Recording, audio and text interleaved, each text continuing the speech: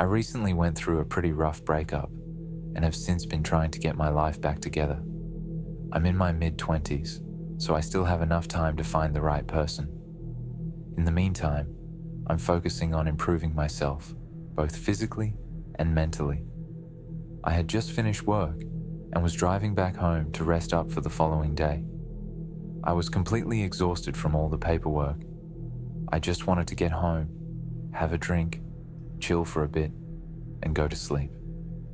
There's this long, isolated road I have to take daily to get back home. You could call it a shortcut because it saves me a lot of unnecessary traffic and time. It's a narrow road that cuts through the woods. It was around 8 p.m. during the winter season, so it was already dark outside. As I was driving, I noticed a man in the distance, walking slowly in the direction I was heading. He heard my car and turned around to wave me down. To be honest, my first instinct was to just drive past him and head straight home because of how tired I was. But something about the look on his face made me feel bad for him, as he looked desperate. I slowed down and rolled the window down. I asked him if he needed some help. He explained that his bike had been stolen and that he needed a lift. We were both heading in the same direction, so I told him to hop in. He thanked me and entered the front passenger seat. We made some normal small talk, and he explained how his bike got stolen. This made me feel good, knowing I was helping someone in such a desperate situation. As we approached the city, he started talking about how he wasn't feeling so well. I offered him some water, and he drank it, but his condition was getting worse. He then told me his house was still really far away and asked me if he could spend the night at my place since we were so close. I hesitated for a bit. After all, he was a stranger. I took a good look at him and thought about it. He looked like a nice person. It was a young, handsome, well-dressed guy. I have a weak heart when it comes to people asking me for favors. He had asked in such a polite manner that I felt bad leaving him behind on the road, so I told him he could spend the night at my house. He was thankful, maybe a bit too thankful. He kept thanking me to the point where it started to get weird. Even after 5 minutes, he was still thanking me and telling me how much of a hero I was. I figured he wasn't used to people being kind, so I went along with it. We arrived at my place, and I showed him to my living room couch. I gave him a blanket and some water in case he got thirsty. I told him to just knock loudly on my door if he needed anything, and went into my room to sleep. I fell asleep pretty quickly because of the long day I had. The next thing I remember is hearing rustling noises from inside my pitch-black bedroom. I was awoken by the sound of someone or something moving around. Just when I opened my eyes, everything stopped. It was dead silent in the room. I sat up, confused, and looked around.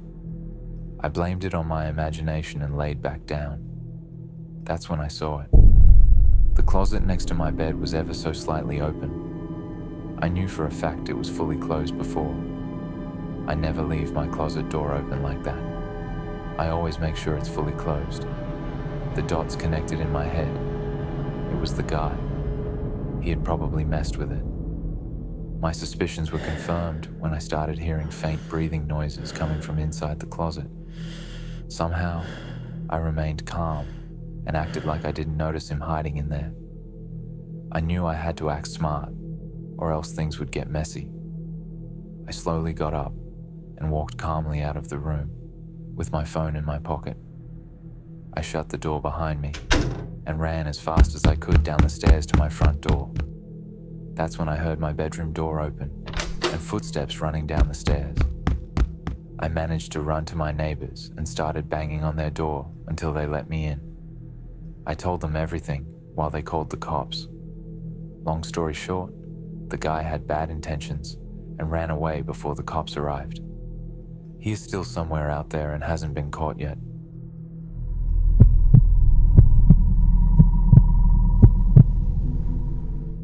A few years ago, I decided to take a road trip across the country. I was a young, adventurous girl and thought hitchhiking would be a great way to meet new people and experience the world. So, I packed light, grabbed my backpack, and set off from my small hometown, looking for my first ride. I was in the middle of nowhere, some long, desolate stretch of highway with barely any cars passing by. The heat was oppressive, and I was starting to feel like I'd made a mistake when, after hours of waiting, a dusty, beat-up truck pulled over. The man driving it was older, maybe in his 50s, with a scruffy beard and a slight smile on his face. He rolled down the window and, without saying much, nodded toward the passenger seat. I wasn't about to pass up the opportunity, so I climbed in. The truck smelled like tobacco and old leather, and the air inside was thick with dust. He greeted me and didn't speak much afterward. He just focused on the road ahead. It felt odd. I would have expected there to be some level of small talk, but he was dead silent. It felt like I was invisible to him. I tried to push the unease aside, but the longer the ride went on, the more uncomfortable I felt. I tried breaking the silence by asking a few questions, but he would just shut me off with short answers. Whenever I asked him about his destination, he would give me a short grunt and say, "Nowhere specific." He said he was just heading up the road. The silence in the truck was suffocating at this point. Every now and then, I caught him glancing at me from the corner of his eye, but when I turned to look at him, he quickly focused on the road again. As we drove deeper into the countryside, the road began to narrow, and I noticed that there were fewer and fewer houses, just trees and fields for miles around.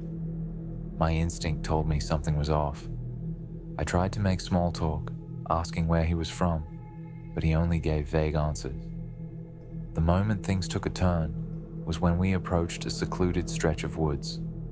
There were no signs of life, no other cars, nothing but trees. The truck slowed, and the man muttered something under his breath that I couldn't quite make out. He pulled over to the side and told me to wait for a minute. I looked at him, confused, and asked him if something was wrong. He looked at me in an annoyed manner and told me to just wait for a bit, that he needed to check something. Before I could respond, he got out and walked around to the back of the truck. I watched him through the rearview mirror as he started to shuffle through stuff that wasn't visible to me from my angle. I was still confused, trying to figure out what was going on. I felt my heart begin to race as all the bad scenarios started to play in my mind. Suddenly, I heard a loud bang, a metallic clanging sound from the truck bed, and then silence. I was starting to panic, wondering if I should just jump out and run, but I wasn't sure where to go. This stretch of road had nothing but trees on both sides. I kept watching in the mirror, but there was no sign of him. I debated just opening the door and bolting, but I froze when I saw him in the side mirror. He was standing at the back of the truck, his hands resting on the tailgate, his back turned toward me. He was standing there smoking. The seconds felt like hours. Then, as if sensing my fear, he turned around and started walking back toward the cab of the truck. He was holding something in his hand. My blood went cold. When he opened the door and slid back into the driver's seat, he said nothing. His face had changed. The warmth, the kindness I had initially mistaken for normal, had vanished. His expression was now stone cold, almost menacing. He told me that we needed to go just a few more miles, and that we would then reach his place. I froze. I had never asked him to take me back to his place. I just wanted a ride. That was the moment I knew I needed to get out of there, and fast. He had been acting strange, but now there was something downright weird about his demeanor. As the truck started moving again, I had to act quickly. I thought of something fast and asked him if I could use the bathroom.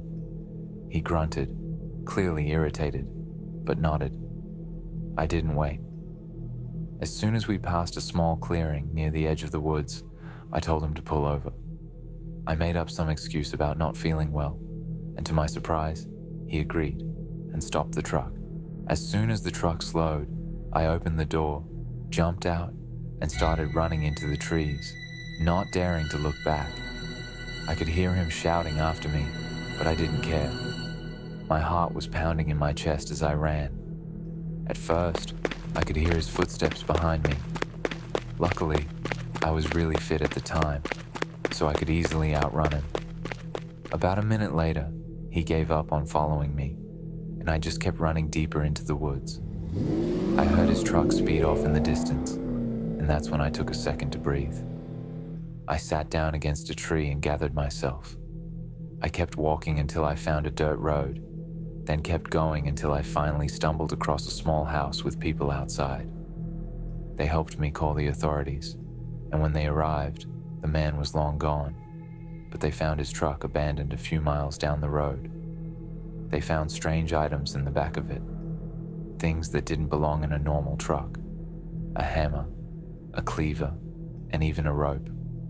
The police said I was lucky to be alive because he was a known drifter and had been linked to several other hitchhiker disappearances. It turns out he had done this before, picking up travelers, taking them into the woods, and then ending their lives in a horrible way. I was lucky.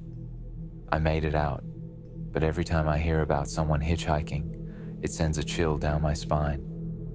You just never know who's picking you up,